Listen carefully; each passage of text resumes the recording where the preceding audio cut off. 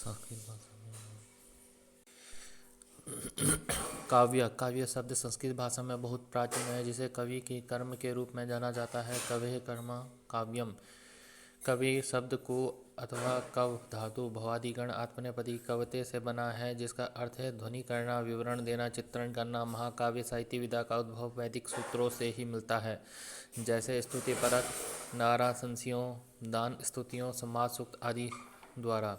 रामायण और महाभारत जैसे आर्ष काव्य महाकाव्य साहित्य विधा के भास्कर हैं, जिन्होंने परवर्ती काव्यों को विषय वस्तु शैली, भाषा शैली, वर्णन विधि आदि की उपजीव्यता दी। वाल्मीकि ने कालिदास की रचना तक आने में काव्य कला को कई शताब्दियां लगी। रामायण महाभारत के बाद कालिदास की उत्पत्ति तक जो महाकाव्य लिखे गए थे, वे केवल एकमात्र ही शेष हैं।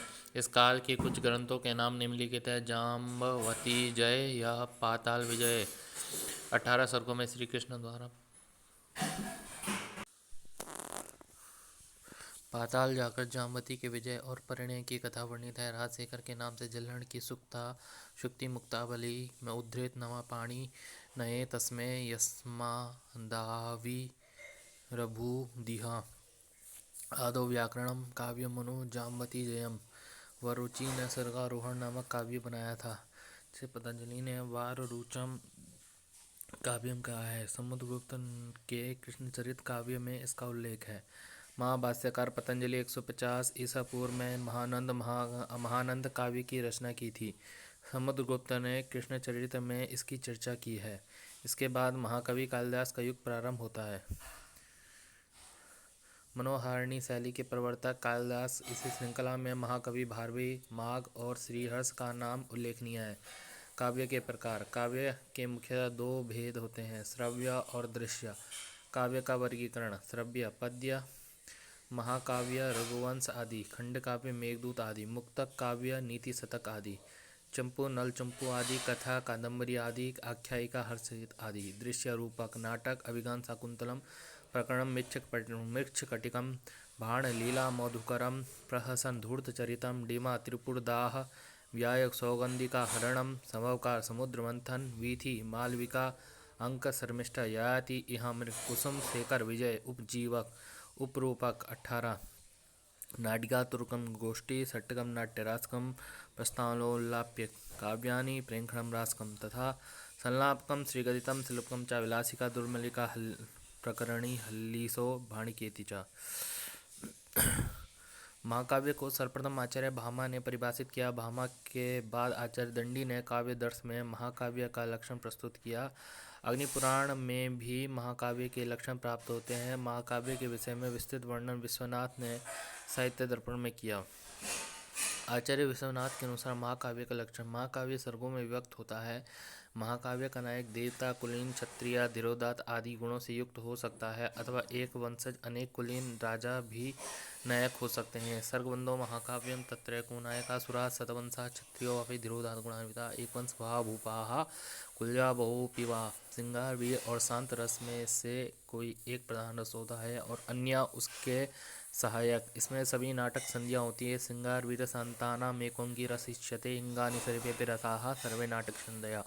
महाकाव्य का कथानक ऐतिहासिक अथवा किसी सज्जन व्यक्ति से संबंध होता है। धर्मार्थ काम मोक्ष का वर्णन होता है तथा इसमें से किसी एक फल की प्राप्ति का वर्णन होता है। इतिहासोद्भवं वृत्तमन्यद् वा सज्जनाश्रयं चत्वारस्तस्य वर्गाः स्युस्ते स्वेकं च फलं भवेत्। प्रारंभ में 3 प्रकार के मंगलाचरणों में से एक होता है: नमस्कारात्मक, वस्तु निर्देशात्मक अथवा आशीर्वादात्मक में से एक। कहीं कहीं पर दुर्जन निंदा या सज्जन प्रशंसा भी होती है। प्रत्येक स्वर में एक ही छंदोबद्ध पद्य होते हैं। सर्गांत में छंद परिवर्तन होता है। सर्ग संख्या 8 से अधिक होनी चाहिए अथवा न्यूनतम 8 होनी चाहिए। सर्ग ना बहुत छोटे ना बहुत बड़े होने चाहिए। कहीं कहीं विविध छंदों से युक्त सर्ग भी होते हैं। महाकाव्य में संध्या, सूर्योदय, चंद्रोदय, वन विहार, नगर, मार्ग, जलक्रीड़ा, वन, सागर, संयोग, वियोग, अंधकार, दिन, प्रातः, शिकार, पर्वत, ऋतु, ऋषि, युद्ध, विजय, विवाह, पुत्र, जन्मोत्सव आदि विषयों का अवसरानुकूल वर्णन होना चाहिए। महाकाव्य का नामकरण वर्णनीय चरित्र के नाम से या कवि के नाम से अथवा किसी दूसरे के नाम से होना चाहिए। सर्ग का नाम सर्ग में वर्णनीय कथा के नाम से होना चाहिए। लक्ष्य ग्रंथों को ध्यान में रखकर ये लक्षण बने हैं। महाकाव्यों का शैलीगत विकास। संस्कृत महाकाव्यों का विकास दो पृथक मार्गों से हुआ है: सुकुमार मार्ग, विचित्र मार्ग। सुकुमार मार्ग। आरंभ में महाकाव्य सुकुमार मार्गी थे।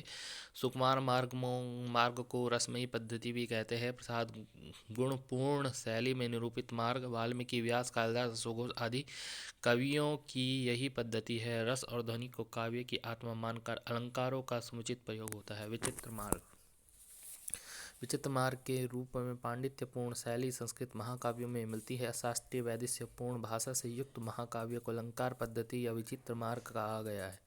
इस मार्ग में आनुषंगिक वर्णनों की प्रधानता, कविगण द्वारा वैदुष्य विद्वता का प्रदर्शन। विचित्र मार्ग के प्रवर्तक भारवी थे। भारवी का अनुसरण माघ ने किया। दोनों महाकवियों की मूल कथा को बीच में छोड़कर प्रसक्तानुप्रसक्त वर्णनों में अपने को बांध लिया। इस मार्ग में भाषा और विषय दोनों क्षेत्रों में विशेषता रहती है। इस पद्धति में चित्रकाव्य तक कवि पहुंच जाते हैं। श्लेषालंकार के प्रयोग से यह शैली दुरू हो जाती है। ओज गुण को प्रमुख स्थान दिया। विचित्र मार्गी कवि कथानक की चिंता नहीं करते। भारवी ने अल्प कथानक को वर्णनों से भरकर 18 सर्गों का महाकाव्य बना दिया, जबकि सुकुमार मार्गी कालिदास ने रघुवंश के 19 सर्गों में अनेक पीढ़ियों के बड़े कथानक को समेट दिया। बाद के कवियों के लिए वाल्मीकि की रसमयी पद्धति तथा भारवी की अलंकृत पद्धति विद्यमान थी। बाद के कवियों ने अपनी रुचि के अनुसार दोनों में से एक को अपनाया। श्री हर्ष ने दोनों के समन्वय का सफल प्रयास किया। नाट्य साहित्य। साहित्य के सभी प्रकारों में रूपक या नाट्य श्रेष्ठ माना गया है। इसकी रचना को कवित्व की अंतिम सीमा कहा जाता है। नाटकांतम कवित्वम। रूपक में गद्य पद्य दोनों का मिश्रण तो रहता ही है। इसे सुनने के अतिरिक्त देखा जाता है कि श्रव्य की अपेक्षा दृश्य का अधिक सघन प्रभाव होता है। भरत ने नाट्यशास्त्र में कहा है कि इस नाट्य संसार में सब कुछ रसमय होता है। रस के बिना यहाँ कुछ भी प्रवृत्त नहीं होता। न ही रसादृते कश्चिदप्यर्थः प्रवर्तते। कोई व्यक्ति किसी भी रुचि का क्यों ना हो, उसे अपना अनुकूल विषय नाट्य जगत में अवश्य मिल जाएगा। इसलिए कालिदास ने इसकी प्रशंसा में कहा है: नाट्य भिन्न रुचिर जनस्य बहुधाप्येकं समाराधनम। काव्य को संस्कृत काव्य शास्त्रियों ने दृश्य और श्रव्य के रूप में दो वर्गों में रखा है। दृश्य काव्य के दो भेद हैं: रूपक तथा उपरूपक। रूपक 10 तथा उपरूपक 18 प्रकार के होते हैं। रूपकों का एक प्रमुख भेद नाटक है, जो अपने अर्थ का विस्तार करके सामान्यतः आधुनिक भारतीय भाषाओं में नाट्य मात्र, दृश्य काव्य मात्र का अर्थ देता है। धनंजय ने नाट्य रूप और रूपक इन तीन शब्दों के प्रयोग के हेतुओं का निरूपण किया है, जो वस्तुतः एकार्थक हैं। विविध पात्रों की अवस्थाओं का चतुर्विध अभिनय आंगिक, वाचिक, सात्विक और तथा आर्य के द्वारा जब नट अनुकरण करता है तो उसे नाट्य कहते हैं। नाटक। नाटक का कथानक प्रसिद्ध इतिहास या पुराण में निर्दिष्ट होता है। इसका नायक विख्यात वंश में उत्पन्न राजर्षि या राजा रहता है। उसे धीरोदात्त श्रेणी का होना चाहिए। कभी कभी वीर रस या श्रृंगार रस के अनुरूप वह धीरोद्धत या धीर ललित भी हो सकता है, किंतु धीर प्रसाद नहीं। श्री कृष्ण जैसे दिव्या नायक भी होते हैं। नाटक का मुख्य रस श्रृंगार या वीर होता है। एक एव भवेदंगी श्रृंगारो वीर एव वास। अन्य सभी रसों का यथावसर प्रयोग किया जाता है। नाटक में 5 से लेकर 10 अंक तक देखे जाते हैं। उसमें कथानक का स्वाभाविक विकास देखने के लिए 5 अर्थ प्रकृतियाँ बीजम बिंदु पताका च प्रकृति कार्यमेव च पंच अवस्थाएं आरंभ यत्न प्राप्त्य नियताप्ति फलागमा तथा इसके योग से होने वाली 5 संज्ञा मुखम प्रतिमुखम गर्भा विमर्श उपसंहति यथासाध्य रखी जाती है। जिस नाटक में इन सब के प्रयोग के साथ 10 अंक हों उसे महानाटक कहते हैं। बाल रामायण, हनुमान नाटक आदि महानाटक हैं। नाटक के अंतिम संधि में अद्भुत रस का प्रयोग हो, इसमें रोचकता आती है। कार्यो निर्वहणेद्भुता। नाटक की रचना गोप उच्छाग्रवत होनी चाहिए, अर्थात आरंभ और अंत सूक्ष्म पतला हो, मध्य भाग स्थूल दीर्घ हो। क्रमशः कार्यों का संक्षिप्त उपसंहार होना चाहिए। नाटक को काव्य मात्र में श्रेष्ठ कहा गया है। काव्येषु नाटकानुमेय नाटकंतम कवित्वम। भास, कालिदास, भगवती, शूद्रक आदि के नाटक संस्कृत जगत में विख्यात है। प्रकरण। इसका कथानक कविकल्पित होता है। प्रायः लोक कथाओं से कथानक लेकर इसकी रचना की जाती है। इसका नायक धीर प्रशांत कोटि का मंत्री, ब्राह्मण या वणिक में से कोई एक होता है।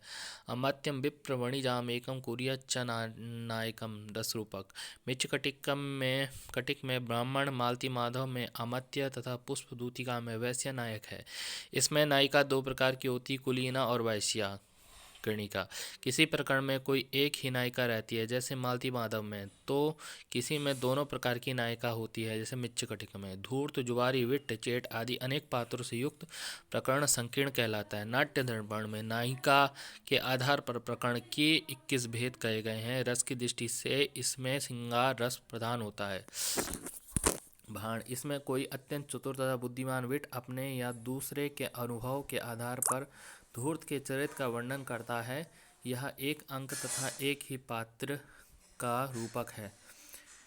वह पात्र विट ही रहता है, जो आकाश भाषित के रूप में स्वयं प्रश्न उत्तर प्रत्युक्ति का प्रयोग करता है। इसमें मुख और निर्वाण संधियां रहती है, अन्य संधियां नहीं।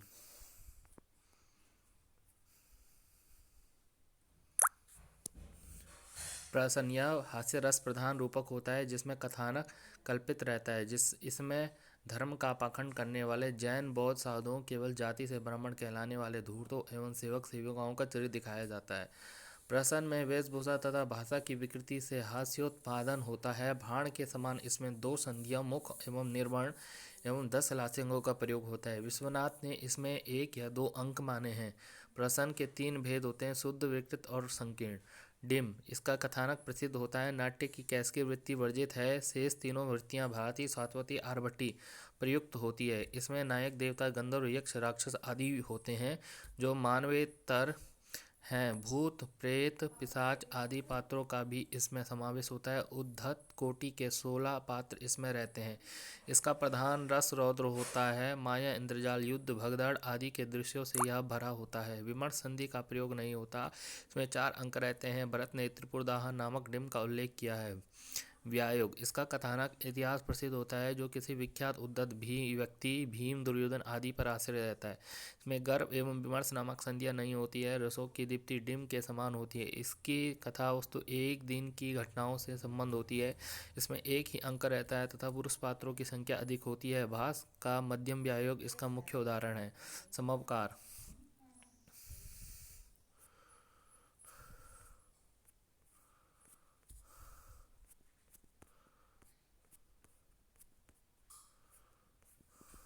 इसका इतिवृत्त इतिहास पुराण में प्रसिद्ध होता है, जिसमें देवताओं और दैत्यों की कथा होती है। कैसिकी को छोड़कर अन्य वृत्तियां एवं विमर्श को छोड़कर अन्य संधियां होती है। इसमें 3 अंक रहते हैं, जिसमें 3 बार कपट, 3 बार धर्म, अर्थ, काम का श्रृंगार एवं 3 बार पात्रों में भगदड़ दिखाई जाती है।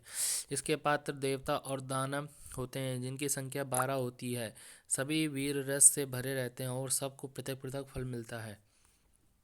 बिंदु नामक अर्थ प्रकृति एवं प्रवेशक नामक अर्थोक्षेपक का इसमें प्रयोग नहीं किया जाता। नाट्य शास्त्र में समुद्र मंथन नामक समवकार के अभिनय का उल्लेख है। भास के पंचरात्र में भी कुछ लक्षण मिलते हैं। वीथी, यह श्रृंगार रस युक्त एकांकी रूपक है। इसके कई लक्षण भाण के समान है, जैसे केवल 2 संधियां, मुख और निर्वाण होना।